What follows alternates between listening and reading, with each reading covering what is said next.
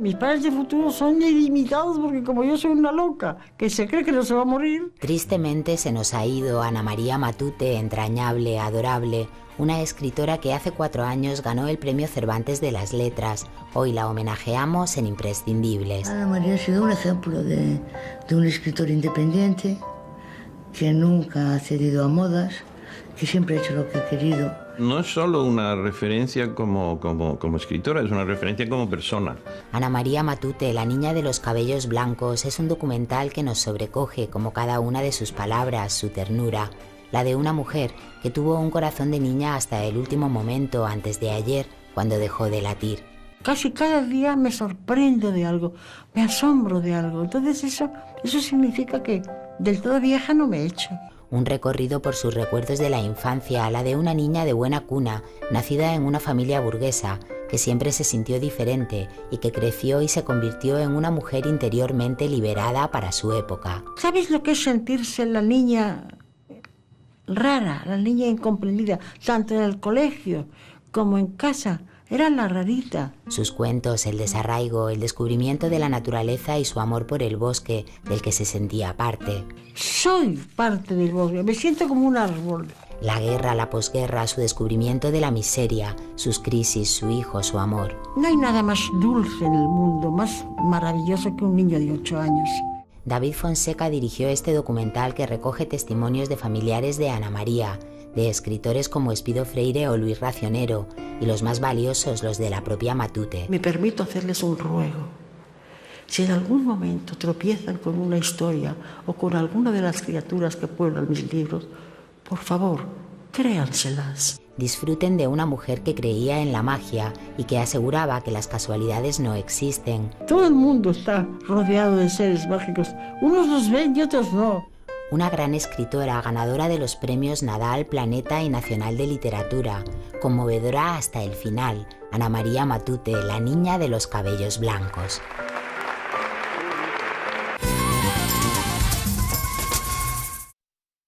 Me permito hacerles un ruego.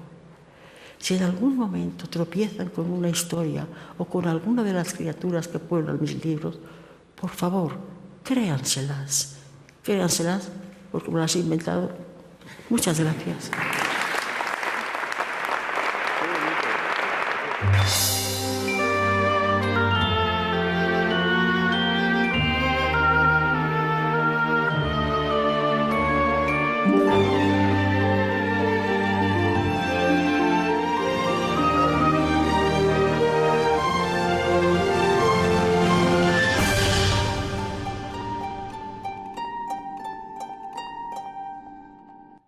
De niña a mí me queda la inocencia. Todavía se me puede engañar en ciertos aspectos.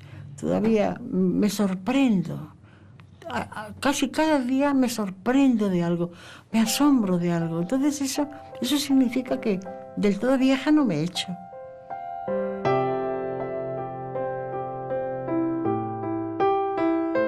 Esta niña de cabellos blancos es Ana María Matute, una de las escritoras fundamentales de la literatura española. Vino al mundo en Barcelona en 1925. La esperaba una familia burguesa. Mi padre tenía una fábrica con sus 2 hermanos. Era una fábrica de paraguas, sombrillas y toldos. Aparte de eso también tenía un almacén de metales y cosas, no sé, cosas así. Pero lo fundamental era la fábrica. Y mi madre era hija de terratenientes de La Rioja y todas esas cosas así.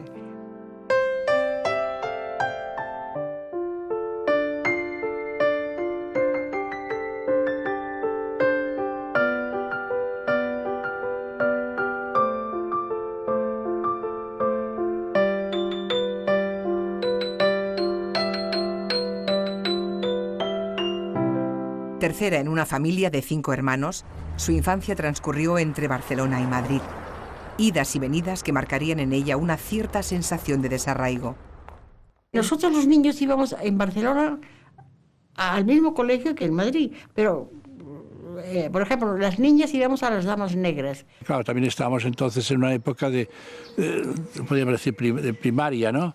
Íbamos a los mismos colegios, me parece que entonces eran los maristas o algo así, que tenían el mismo sistema. y se encontraban, cortaban el curso hoy, pero pasado mañana ya lo seguían en Madrid y a viceversa también.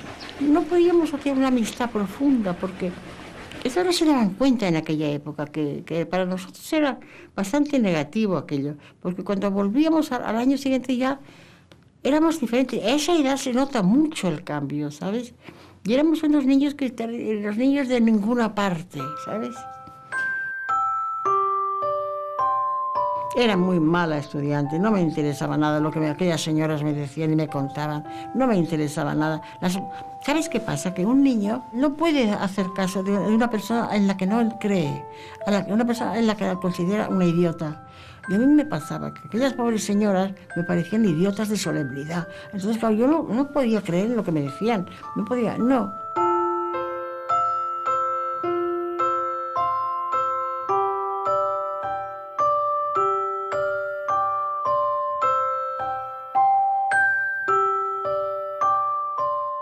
En aquellos años toman cuerpo dos de sus grandes temas literarios: el desarraigo, por culpa de aquellos viajes continuos, y el descubrimiento de la naturaleza, a consecuencia de una enfermedad infantil de la que se recupera en casa de los abuelos, en la localidad riojana de Mansilla de la Sierra.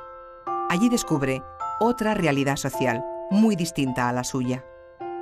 Cuando íbamos por los veranos a Mansilla de la Sierra, íbamos a la finca de mi madre, y yo veía y trataba y jugaba con ellos, niños del pueblo que eran, claro, era otro mundo completamente diferente. Yo estas cosas, yo digo, que me arañaban por dentro, ¿sabes? Eran cosas, me daba cuenta de que había algo ahí que no funcionaba, que no tenía que ser, con lo que nos decían, lo que debía de ser, y el mundo como debía de ser y de funcionar, y la religión y todo esto. Resulta que luego en la vida no funcionaba aquello, no ligaba. Ella venía de una familia burguesa, de la burguesía catalana, acostumbrada a vivir en un palacio de cristal, y descubre un mundo que no tenía nada que ver con el suyo. Es decir, descubre la pobreza, descubre el hambre, descubre niños desarrapados, niños con una vida muy dura.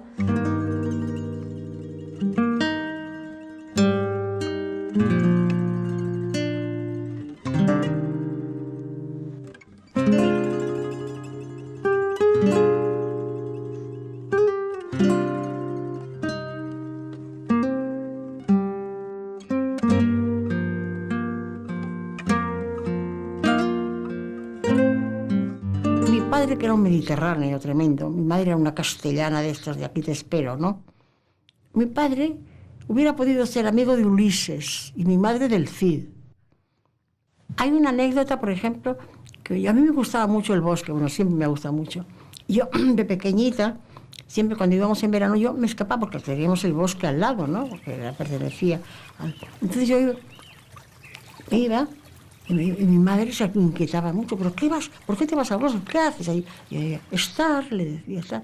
Y recuerdo que una vez noté, ¿sabes? Así como que te miran, ¿sabes? Cuando te están mirando a alguien, lo notas. Me volví y vi un macho cabrío con unos cuernos así tremendos, subido encima de una piedra y mirándome con unos ojos amarillos, fosforescentes, así.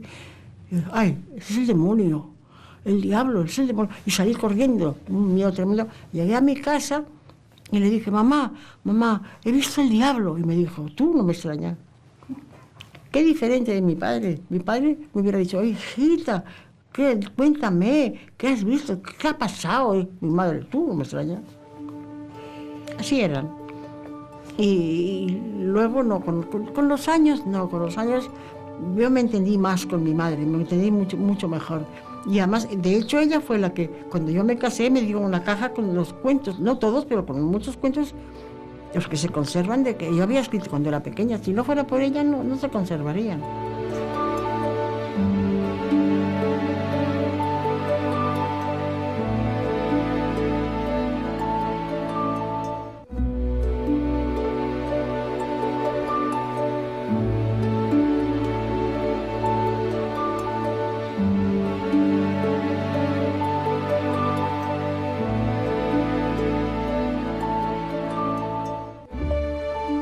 La fascinación por la naturaleza despierta en ella una nueva sensibilidad y le anima a crear un nuevo escenario literario que la acompañará a lo largo de toda su vida y de toda su obra, el bosque. Cuando estoy en un bosque, la naturaleza para mí es algo muy importante. Por ejemplo, cuando se quema un bosque, parece que se me queme a mí alguien de mi familia, ¿no?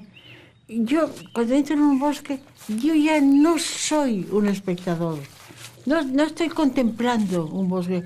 Soy parte del bosque. Me siento como un árbol. El bosque es como su casa, porque en el bosque puede pasar de todo. Es un poco como en su cabeza puede pasar de todo. Cuando habla del bosque como tal, no se refiere a un conjunto de árboles y maleza. Y está hablando de ese inconsciente al que asoció Freud a los cuentos de hadas. O está hablando del lugar en el que se pierden los niños y en el que luego encuentran las soluciones.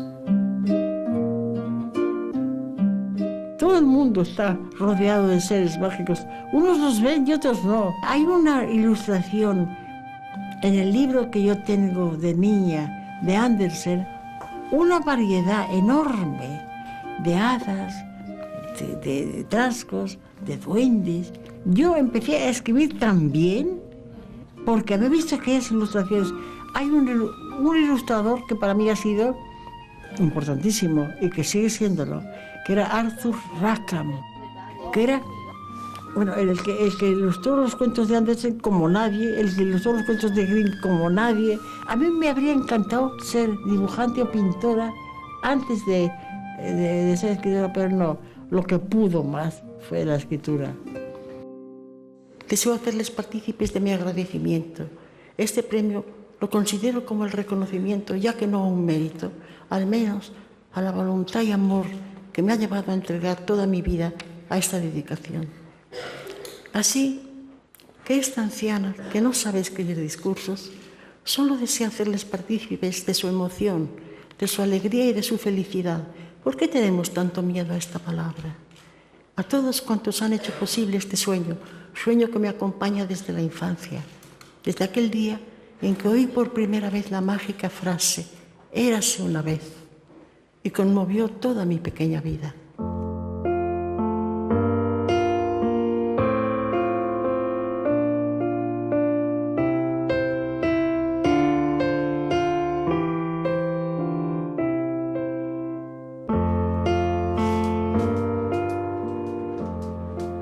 Con una vida acomodada y sin mayores obligaciones laborales o familiares, Ana María puede dedicarse a la lectura y a la escritura desde muy pequeña. Familias acomodadas en Barcelona había varios cientos, si no varios miles. Y lo que pasa es que en todas esas, pues las chicas no tenían ningún interés por hacer poesía o por la literatura, ¿no? Eso depende ya de la tendencia de cada persona. El genio es una cosa excepcional que surge de cuando en cuando y no se sabe cómo ni por qué. Evidentemente que haya tenido acceso a lectura ayuda, por supuesto, que probablemente, pero en su caso como en el de cualquiera, una niña que ahora mismo esté en Somalia cargando cubos de agua con 10 años no va a ser la gran escritora, todos lo sabemos. Es decir, el arte a lo largo de estos tiempos pues siempre ha sido para gente que no tuvieran que estarse ganando el pan de sol a sol. En este caso la escritora Ana María se mueve entre la enorme vocación de escribir y la formación de escritora que va recibiendo a través de los textos y sobre todo, claro, de la experiencia de la vida. Lo que más me gustaba a mí cuando yo era chiquitina era cuando me contaban cuentos. Me contaban cuentos, para mí aquello era fabuloso. Después, cuando los pude leer, y al final pensé, los voy a escribir. Yo creo que fue así. Tengo la impresión de que fue así. Yo tenía que dar forma a algo que había dentro de mí, que yo sabía. Eso sí recuerdo. Cuando era muy pequeña, yo decía, yo haré esto.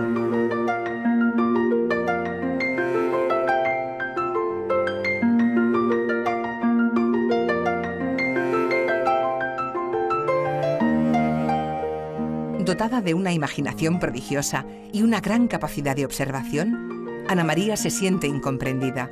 La suya no es una infancia del todo feliz. Una infancia feliz, feliz, feliz, sí hay quien la tiene. Yo no tuve una infancia desgraciada, sobre todo en el aspecto material, ¿no? Que ya es muy importante. Pero,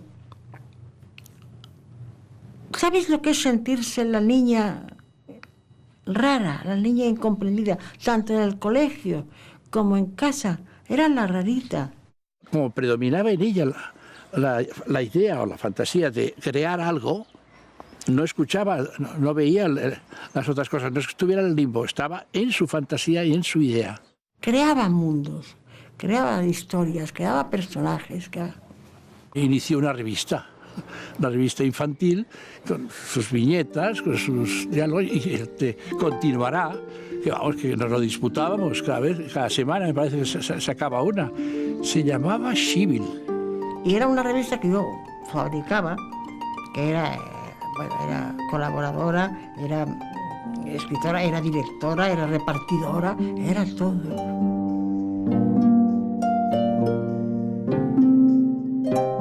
Verdaderamente, mi infancia la salvó mi hermana. Porque cada vez que yo venía al colegio, las monjas alemanas, esto no se puede decir lo que pienso ahora, pero ella me esperaba y me cogía de la mano, me llevaba a su cuarto, me sentaba en su cama y me leía Celia, Heidi. Bueno, era una gozada.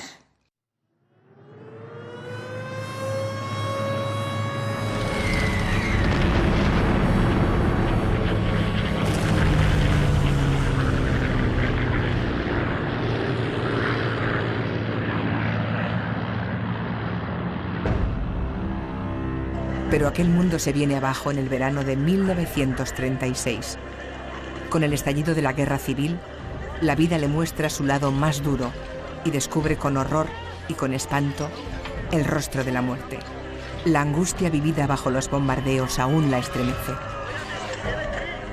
Horrible, los bombardeos fueron horribles. Era el miedo, el gran miedo tremendo de la impotencia. Y estábamos, por ejemplo, en casa y papá nos cogía de la mano contra la pared maestra y decía, no soltéis, porque... Y entonces caían bombas cerca de casa y se oían caer. Nosotros vivíamos al lado de una clínica que se llama la Clínica Platón, que traían constantemente, cuando había bombardeos, traían heridos. Y claro, pues desde el balcón los veíamos.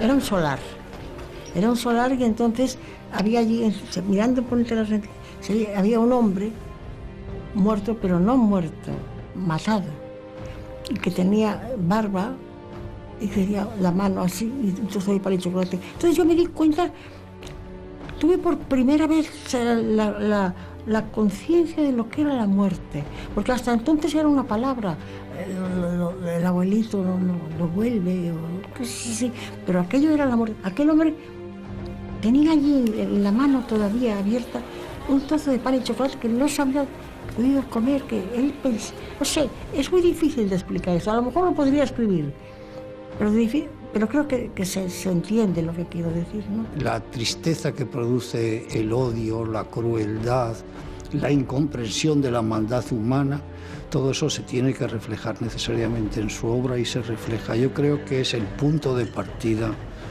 temático de Ana María como escritora. A partir de la guerra yo me di cuenta de muchísimas cosas que nunca más se me olvidaron y me marcaron para siempre. Que fue para mí la guerra fue una escuela tremenda, dura, pero provechosa.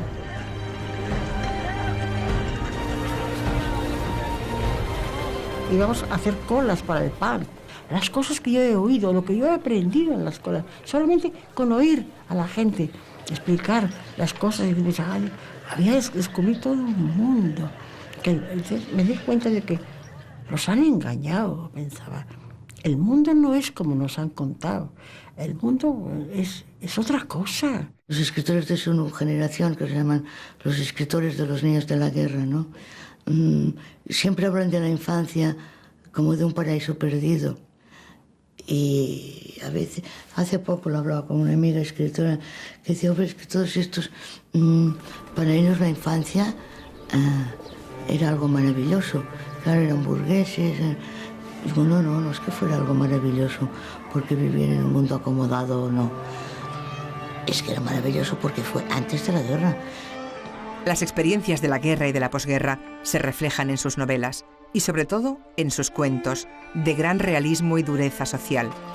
Es una parte de su producción literaria muy valorada, aunque ha dado pie a equívocos. Yo creo y estoy convencido que una de las partes de la obra de Ana María que más quedará en el futuro y que además más interesa a los muchachos, y eso lo he visto directamente, es la creación del cuento. El cuento es en prosa un poco lo que es la poesía, ¿no? Decir el máximo a través del mínimo. España es un país que no ha tenido tradición de cuentos. No ha tenido la tradición que han tenido los rusos, que han tenido los ingleses. Entonces el cuento ha sido un género menor.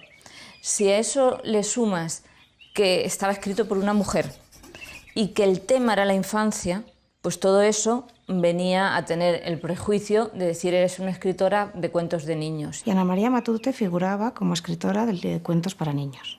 Y te leían siempre el cuento este tristísimo de la niña que tiene una muñeca que se llama Pipa, que la ha hecho ella con unas ramitas, y que su hermano malvadísimo le tira la muñeca y que le intentan regalar otra muñeca, pero la niña no la quiere y la niña se muere. Imagínate leerte esto con 8 años, que era, Dios mío, qué horror. Las novelas de Ana María y muchos cuentos son terribles y muy duros. Te dejan siempre una sensación agridulce. Por un lado disfrutas con la lectura, por supuesto, de lo que cuenta, pero normalmente todo lo que ocurre es bastante terrible y desconsolador. Aquí la gente confunde. Y esto también es una cosa, la ignorancia de este país tremenda. Los cuentos de la tía no reflejan para nada en ese sentido lo que es ella. Es decir, la tía puede ser lo que comentábamos antes, puede ser una niña, pero sin embargo es una niña con ojos de adulta, que conoce perfectamente la crueldad y la maldad de los hombres y la refleja perfectamente en su obra. A pesar de su juventud, Ana María capta y analiza de forma muy crítica todo cuanto ocurre a su alrededor. Escribe su primera novela, Pequeño Teatro, cuando solo tiene 17 años, aunque tardaría más de 10 en publicarla. El hogar familiar se le queda pequeño. Segura de sí misma, busca nuevos horizontes más allá del lugar que, según los cánones de la época, debería ocupar una joven de buena cuna en aquella España de los años 50. Yo era muy rebelde, así que aquellas niñas dóciles y tal, yo no. Yo había aprendido mucho durante la guerra, a mí ya no me engañaban más, o eso pensaba yo. Después me han engañado en la vida muchísimo, pero bueno, yo en aquel momento pensaba que no, que ya no me iban a engañar. En aquel sentido, en aquellas cosas no. Entonces yo salía, entraba, salía, y mi madre se desesperaba, pero al final un día le dijo mi padre, pero no déjala así, ya sabes que no pasa nada. Sí, más que rebelde, es que tenía ideas. Y si una cosa no le gustaba, la decía. Y esto me parece muy bien. Considero que una mujer de sus características era mucho más libre a todos los niveles que la media. Por lo tanto, también se consideraría con más derecho para explorar lo que le diera la gana. A mí me alegra mucho cuando la oigo decir que era hombreriega. Bien hecho. ¿Qué demonios? Yo no fui virgen al matrimonio. Yo no fui porque yo yo quería conocer lo que era la vida y lo que era el mundo, y no fui virgen. Y todas aquellas tremendas amenazas de, que una mujer tiene que ir porque si no, a mí no me rechazó nadie, no, que va. Lo pasé muy bien. Que ligara como una loca no me extraña nada, en absoluto. O sea, lo encuentro de lo más normal. Vaya, yo si hubiera sido señor, me hubiera fijado en ella seguro. Desde Barcelona, los que podían, que eran unos cuantos, no tantos como ahora, pero ya ni habían bastantes, se pegaban una vida estupenda. Tenían sus sitios, sus boîtes nocturnas, entonces se llamaban boites, ¿no? Boîtes. Y había, yo qué sé, los jardines Granada, el Emporium, el Bolero. Es la primera época de las tertulias del Túria, en Rambla de Cataluña, donde se encontraban Juan Goytisolo, Luis Grandell, que era jovencito, era más joven quizá, gente de teatro también. Eran todos mayores, eran gente mayor. Y entonces, pues ellos se reunían y me protegían mucho y me decían, como que yo iba con ellos y a ellos les gustaba el trago, pues yo también, claro. Y me llamaban el pequeño cosaco, porque les daba lecciones, ¿eh? Su primer matrimonio con Ramón Eugenio de Goicoechea, en 1952, marca el final de su época bohemia y el inicio de la etapa más dura de su vida en el terreno personal. Casi desde el primer día, queda claro que su marido es, sobre todo, un vividor que la hará infeliz. Mira, cometió el error de casarse con Ramón Eugenio de Goicoechea cuando tenía una juventud maravillosa, que los tíos debían ir detrás de ella como locos, y eligió al Memo ese. Él no era escritor, aunque iba de escritor, pero no lo era. Pero allí lo conocí y entonces se puso muy pesado, muy pesado. Se hizo muy amigo de mi hermano pequeño para eso de adorar el santo por la peana, ¿no? Y bueno, mi hermano, pues que era muy buena persona, pues me colaboró. Y entonces yo al principio no quería, ¿no? Pero luego me enamoré. Debe haber sido un chicarrón del norte muy guaperas y con mucha rabia, y iba de poeta. Entonces él, claro, estaba encarnando el arquetipo del poeta maldito. El poeta maldito es el que no es demasiado buen poeta, no lo publican, no lo invitan a los recitales poéticos, pero él va de poeta. Era un vividor y vivía de mí, bueno, me apartó de todo el mundo, de mis amigos, de mi familia, todo el mundo.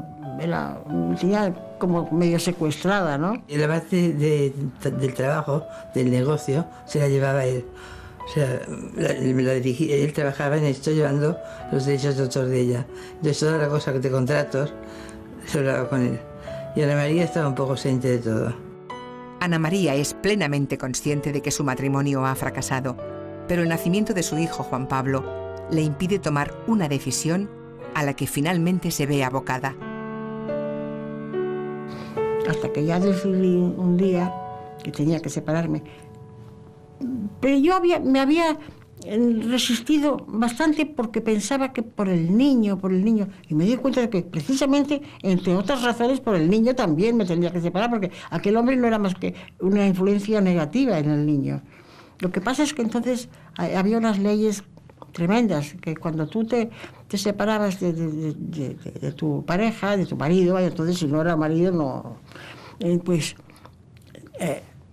el niño se lo daban de entrada al padre. Yo tardé 2 años y pico en que me dieran a mi niño, casi 3, que fueron unos años espantosos para mí.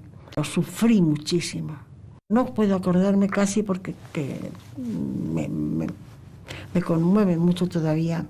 Mira que ha pasado años, pero todavía no lo puedo acordar. No hay nada más dulce en el mundo, más maravilloso que un niño de 8 años. Que te lo quiten, digamos. Es una cosa.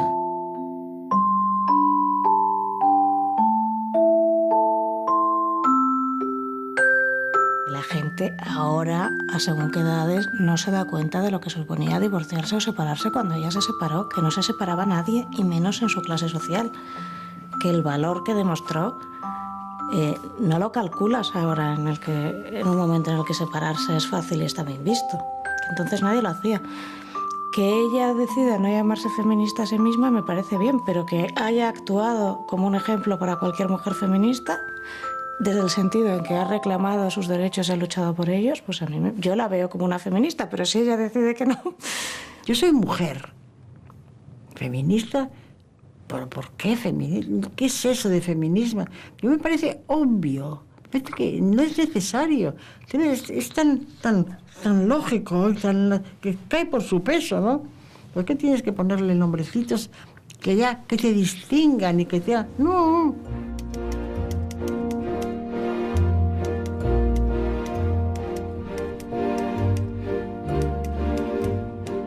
Ana María Matute compite con los escritores de su generación y destaca sobre la mayoría de ellos. En pocos años consigue los principales premios literarios.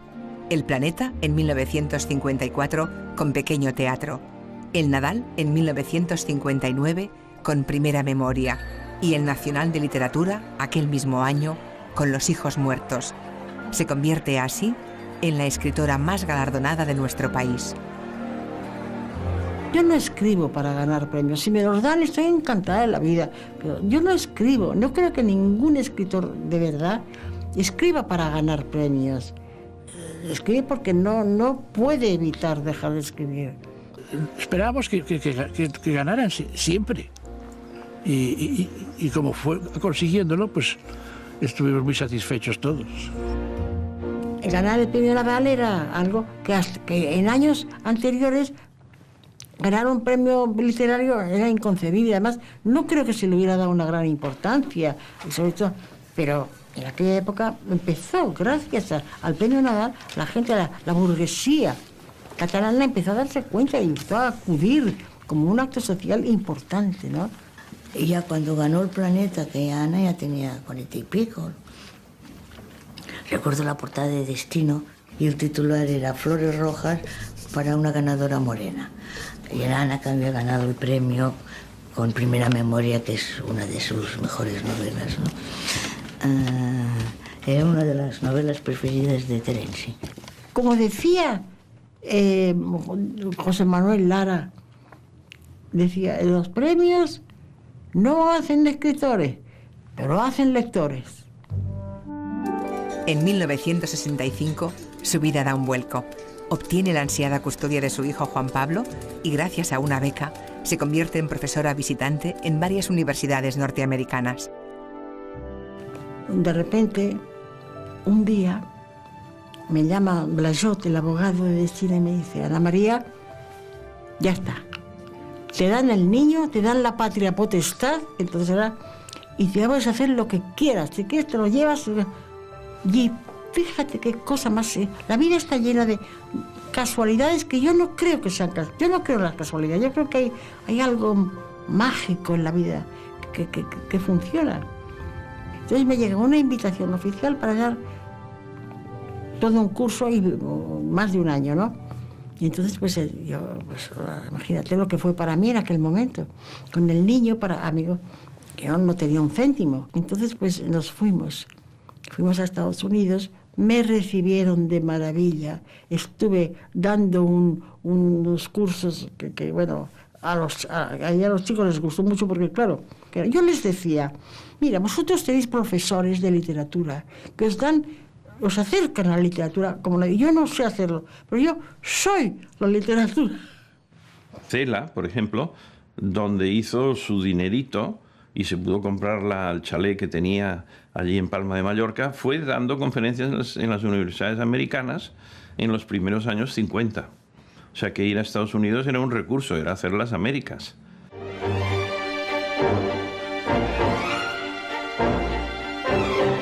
Tras su regreso de los Estados Unidos, se une al hombre que será el gran amor de su vida, Julio Brocar.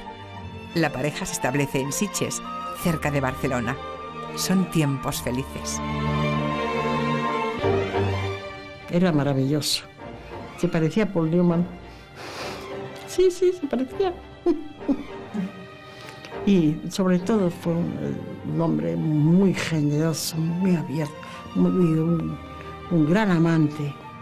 En todos los sentidos, en el sentido del corazón y en todos los sentidos.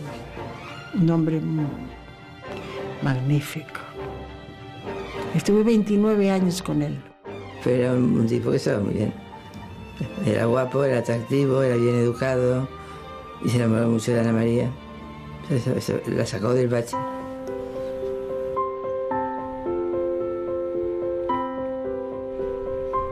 La época de Sitges para mí fue una de las épocas más felices de mi vida. Fue cuando Julio y yo nos fuimos.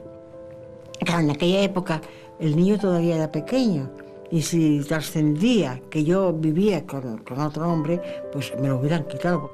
Éramos enormemente felices. Yo recuerdo que él me decía, ¿te das cuenta que hay infinidad de gente en el mundo que se muere sin conocer lo que tú y yo conocemos?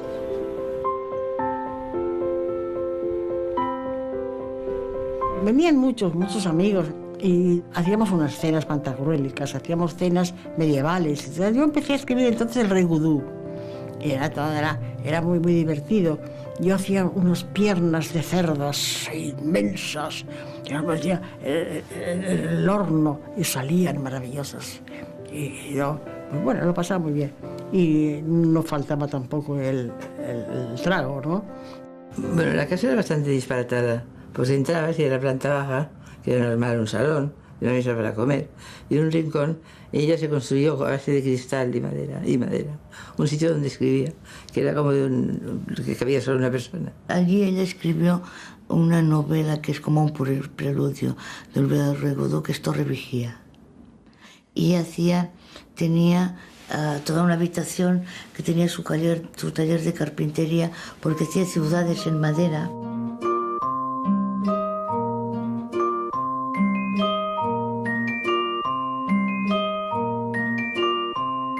Al mismo tiempo también se dedicó a hacer joyas.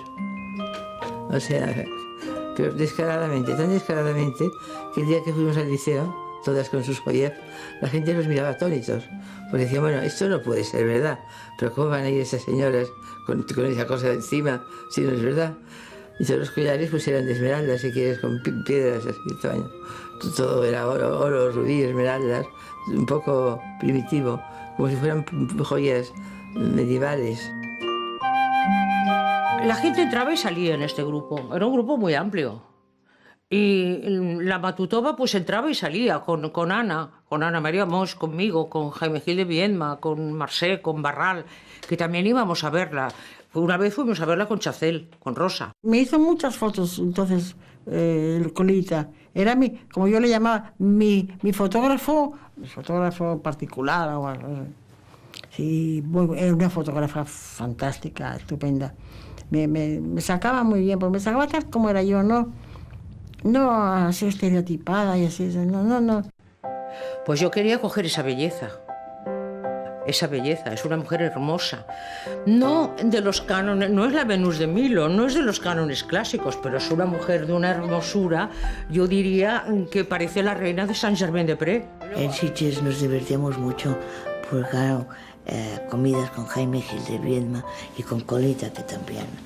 Y Ana María eran la risa continua, ¿no? Si las fotografías que yo les hacía, digamos, tienen esa frescura y ese, digamos, y ese sentido del humor, era porque yo era una más que estaba en la mesa tomándose una copa.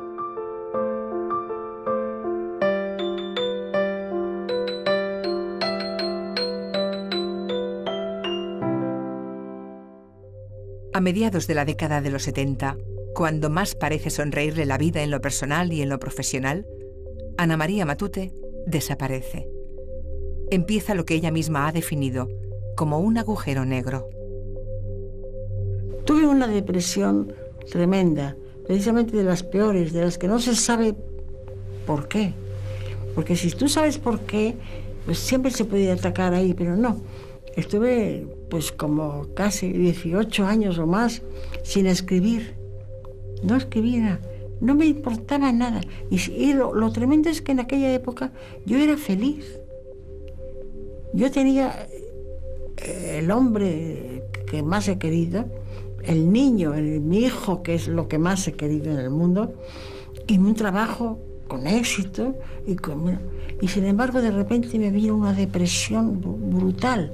Eso es, el que ha pasado una depresión sabe de lo que estoy hablando. El que no lo ha pasado, le cuesta mucho entenderlo.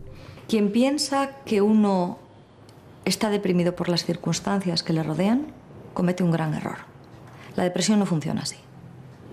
Hay mucha gente que tiene muchísimos motivos para estar deprimido y no lo está. Al contrario, se vuelve violento, por ejemplo, o reacciona de una manera dionisíaca o incluso autodestructiva. La depresión tiene que ver con cosas muy distintas. Tiene que ver con de qué manera se elabora la experiencia pasada. Tiene que ver con las herramientas emocionales que uno tiene. Es que Ana María pasaba épocas en el éxtasis y épocas en la miseria. Ha estado de un extremo a otro, lo ha tenido todo.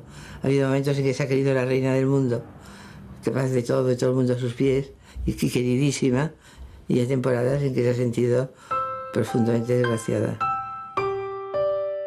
Son años de silencio que le pasan factura y provocan que su figura y su obra caigan en el olvido de la crítica y del mundo editorial. En este país nuestro, tan desgraciado, tan miserable y tan poco generoso, un escritor pasa 2 o 3 años sin publicar y deja de existir. Y Ana María Matute dejó de publicar y se daba el caso de esto que son tan aficionados los suplementos culturales de listas de los escritores más importantes de la posguerra española. Y Ana María Matute no constaba, pero es que ibas a una librería y Ana María Matute no estaba en sus libros. Dejó de escribir. El olvidado Rey Vudú se terminó 20 años después. El Rey Vudú lo tenía escrito de antes, lo deja aparcado. Y cuando va saliendo de la depresión es cuando lo retoma. A principios de los años 90, cuando el fantasma de la depresión empieza por fin a alejarse, recibe un nuevo revés emocional: la muerte de Julio, su gran amor. Todos los días de mi santo y cumpleaños, pues hacíamos una comida especial, él y yo, luego por la tarde ya venían. Y ese día, como tantos, me llamó, estaba en el despacho él, y me dice: a la 1 estoy ahí, ¿eh? Ah, muy bien. Me arreglé, estrenaba un vestido. Y no venía. Y de repente, entonces mi hijo, por casualidad, había venido de Estados Unidos y estaba en casa. Y de repente le llaman por el interfón, y yo estaba en mi habitación, no. Y me dice, y mi hijo bajó. Cuando bajó se encontró con que Julio le había dado un infarto, un aneurisma, que había caído al suelo. Y él se murió el día de mi cumpleaños, a la hora en que yo nací. Para que luego me digan que son casualidades. No, las casualidades no existen.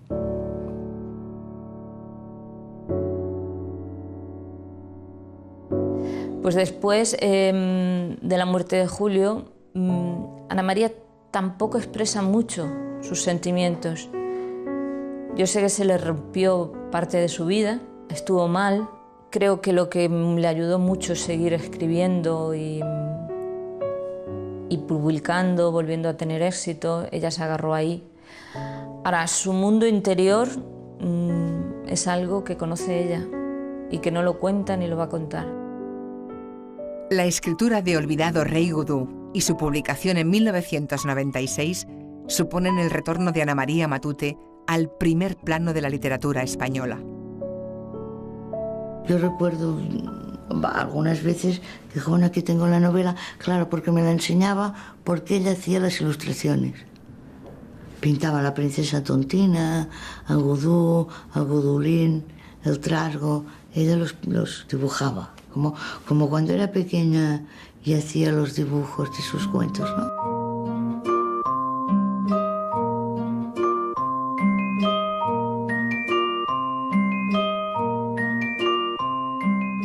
Bueno, Ana María Matute no entregaba Olvidado Rey Vudú. Su situación económica no era buena y bueno, su agente literaria, pues que velaba por ella, pues insistía a ver cuándo entregaba el libro, pero el libro no llegaba. Hasta que un día Carmen Balcells llamó a Ana María Matute por teléfono y dijo, mira, dentro de un cuarto de hora te esperará un taxi abajo. Coge camisón, coge muda y coge el original del libro. De secuestro. Me cogió, me llevó a su casa, me puso una secretaria con una habitación magnífica, con una suite, con una máquina para que yo escribiera. Todo lo que te puedas imaginar, y allí viviendo hasta que termine el Rey Vudú. Esto fue el renacimiento de Ana María, ¿no? Pues tuvo un éxito inaudito en el que tengo que decir Eso lo creía Carmen Balcells. Olvidó Regoudou fue uno de los éxitos de aquel año. Le permitió acercarse a un gran número de lectores que nunca hubieran soñado con leer algo de Ana María Matute, salvo los cuentos que tenían que leer en primaria o en secundaria. Y bueno, después, en un mes se vendieron 100.000 ejemplares.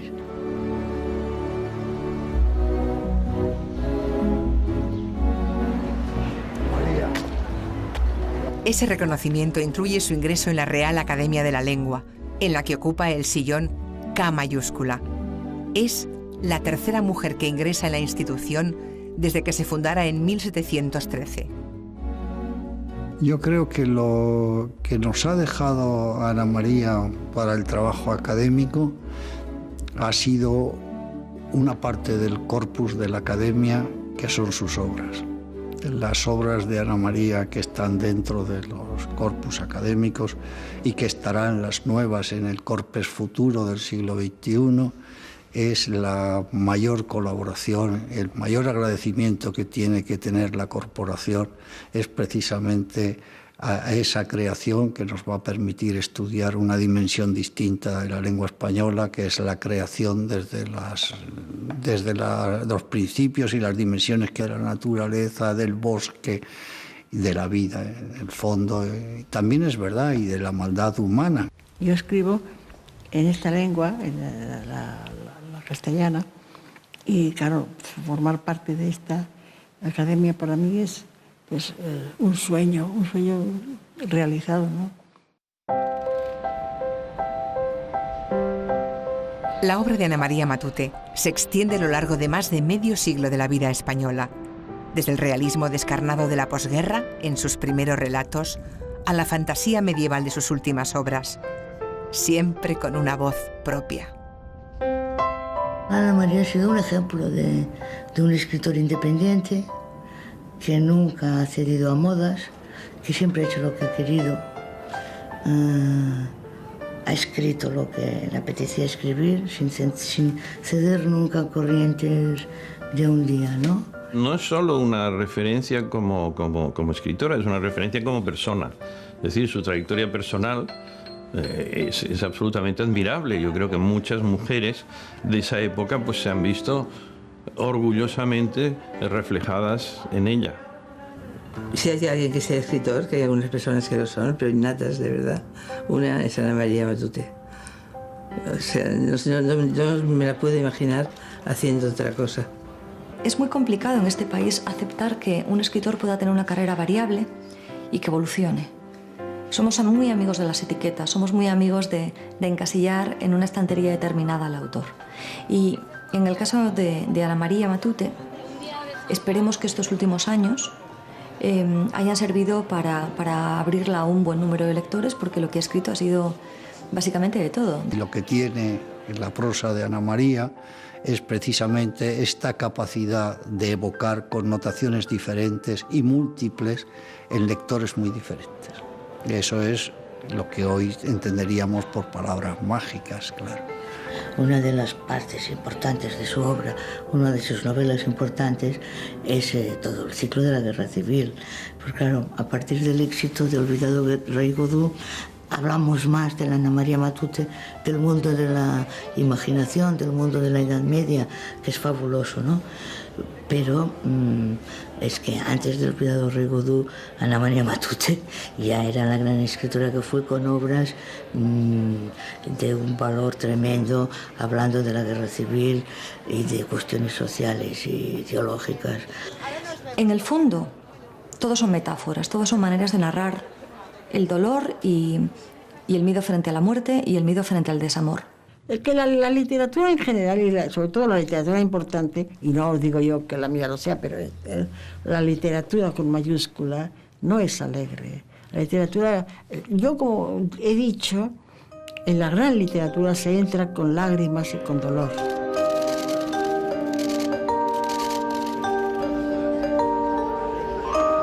En 2010, ese dolor se convierte en una gran sonrisa. Recibe el mayor reconocimiento literario de la lengua española, el Premio Cervantes. Para muchos, sin embargo, este galardón llega muy tarde. Ana María tiene 85 años. Estábamos seguros que tarde o temprano llegaría. Lo que pasa es que a veces, como ha ocurrido por ejemplo en el caso de Mario Benedetti y de otros escritores, el Cervantes va rondando a un escritor, pero nunca termina de aproximarse del todo. En esa cercanía se queda y sucede, desgraciadamente, la muerte que impide que reciba el premio. En el caso de Ana María hemos tenido la enorme fortuna que el Cervantes ha ido rodeando la figura de Ana María, se ha ido aproximando y al final, certeramente, ha dado en la diana. Al término de esta solemne entrega, tan solo quiero decir a Ana María Matute, con especial emoción y profundo afecto, muchas gracias y mil felicidades de nuevo por tan extraordinaria obra y sobresaliente aportación a la literatura en español. Muchas gracias. Yo estoy encantada de la vida. Como decimos en Cataluña, no toco de peus a terra. Pero estoy muy emocionada y muy agradecida a este premio. Hombre, es el final de toda una vida. De toda una vida bastante larga, 85 años no son pocos, dedicada a algo que para mí ha sido fundamental y sigue siéndolo, la literatura. Y hemos tenido la enorme satisfacción, claro, para todos, de que Ana María recibiera el premio Cervantes con un discurso magnífico, por otra parte. Un discurso que es un modelo de ejemplo de meditación o de reflexión sobre la creación literaria. El tiempo en que yo inventaba era un tiempo muy niño y muy frágil, en el que yo me sentía distinta. Era tartamuda, más por miedo que por un defecto físico. La prueba de ello es que esa tartamudez desapareció durante los bombardeos. O así lo creo. Pero el caso es que, salvo excepciones, las niñas de aquel tiempo, mujeres recortadas, poco o nada tenían que ver conmigo. Y traigo esto a cuenta para explicar, y quizá explicarme de algún modo, mi extrañeza, mi entrega total, absoluta, a esto que luego supe se llamaba literatura.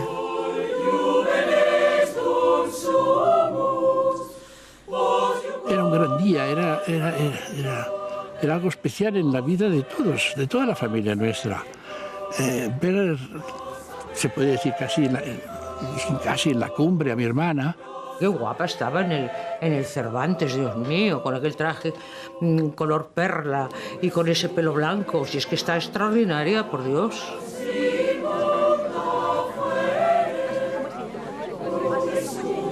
El día del Cervantes fue para yo lo viví francamente con mucha emoción, ¿no? Porque además se palpaba que la gente, mucha gente que asistía allí, que había visto otros años, lo vivía de una manera especial por el cariño que le tenían a Ana María Matute. El día antes en la comida y también por Alcalá, el rey acompañando a Ana María con una silla de ruedas y tocándolo cariñoso. O sea, se le veía un afecto especial por la persona premiada. Y yo vi que mucha gente estaba emocionada y era bonito eso, ¿no?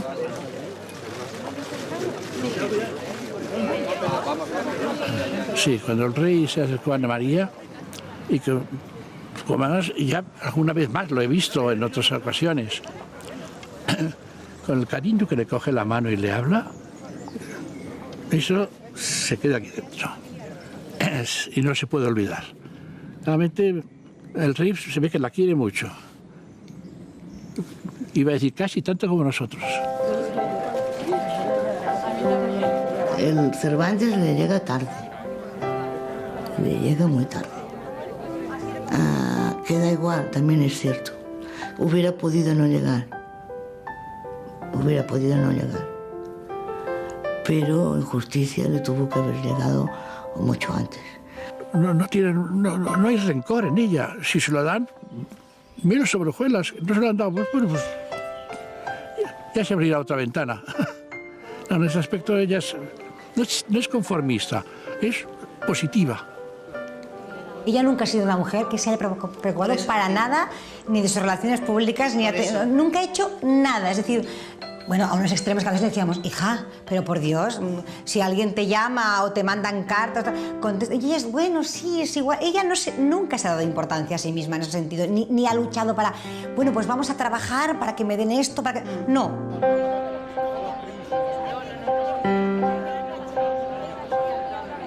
Yo creo que el nivel literario, de calidad, de excelencia literaria de la obra de Ana María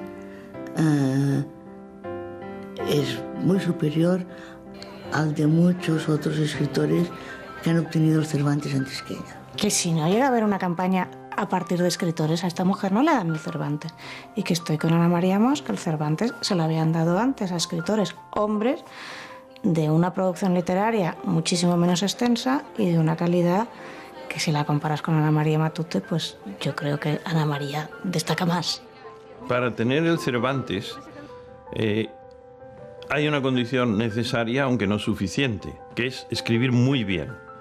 Es decir, todos los que tienen el Cervantes escriben muy bien. Ahora bien, no todos los que escriben muy bien tienen el Cervantes. Una deuda cubierta, una deuda pagada, sí.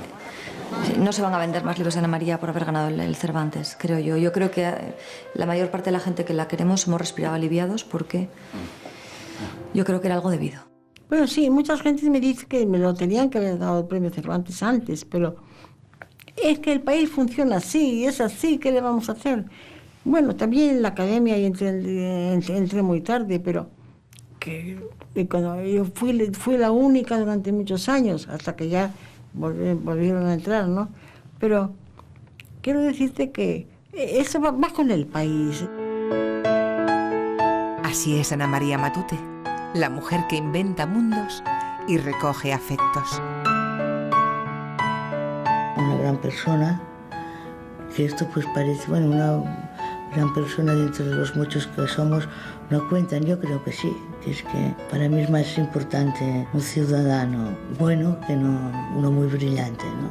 Ella es una persona de un corazón muy puro, que incluso si no fuese una gran escritora, probablemente solo con sus cualidades personales ya habría tenido este enorme como círculo de admiradores que tiene. Para mí es un arquetipo, es una Agustina de Aragón, una Juana de Arco, naturalmente. Por la época, naturalmente, hoy día ya no sería. Bueno, yo soy uno de los personajes claves en mi vida, claves por lo adorable, por la devoción, auténtica devoción que tienes a un maestro, cuando conoces a un maestro. Como, por ejemplo, la devoción que yo le tenía a Jaime Gil también, ¿no? A Juan Marsé, al cual adoro, a Carlos Barral.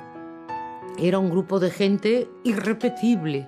Yo me atrevería a contar de mis peores delitos y me apoyaría. Porque es así, yo creo que apoya a los que quiere. Es inteligente, puede calibrar qué es mejor o peor, pero al principio, y eso es lo que yo valoro, en principio está contigo. Y esto vale mucho. Y con Ana María se podía contar. Y tenía soluciones. Y nos reíamos mucho. Ella dice que se ha reído conmigo mucho en esta vida. Bueno, pues todo eso nos llevamos por delante. Nos va a enterrar a todos la sensación que siempre tenemos en la familia, porque con todo lo que le ha pasado en la vida, con todas las veces que le han tenido que operar y ha pasado por quirófanos y dificultades, vicisitudes, renace como el ave fénix de las cenizas y siempre te habla de proyectos y de cosas que va a hacer. Va a dar mucha guerra y yo la veo muy bien y muy fuerte. Mis planes de futuro son ilimitados porque como yo soy una loca que se cree que no se va a morir, yo sé que todo termina y todo se olvida, como el final del olvidado Rey Lear.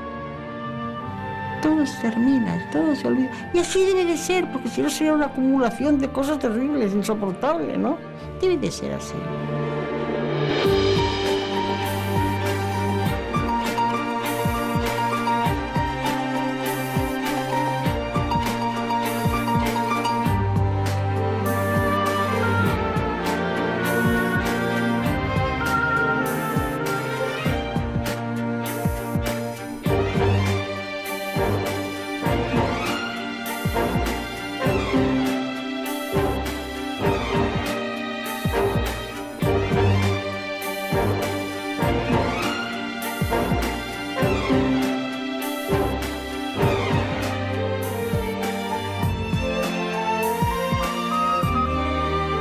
La vida, hijo, es un misterio y las personas más todavía.